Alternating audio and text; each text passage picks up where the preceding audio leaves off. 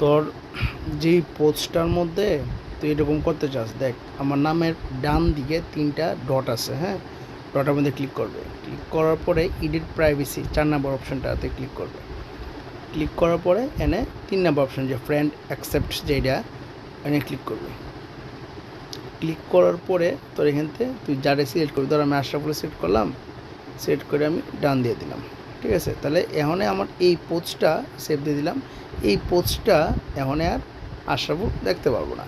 এখন ধর তুই চাইতেছিস যে তুই পোস্ট করার আগেই এই কাজটা করতে, তাহলে জাস্ট খালি তুই তোর ফিডে যাবি, পোস্টের আগে ক্লিক করবি, পোস্টের ভিতরে ক্লিক করার পরে এখানে দেখ তোর নামের নিচেই একটা অপশান দেখ ফ্রেন্ডস, আমারটা ফ্রেন্ডস দেওয়া, আমি জাস্ট খালি ফ্রেন্ডসে ক্লিক করলাম। ক্লিক করার পরে এন দেখ 3 নম্বর অপশানটা ফ্রেন্ড অ্যাকসেপ্টেড, যেটা এনে ক্লিক করবি।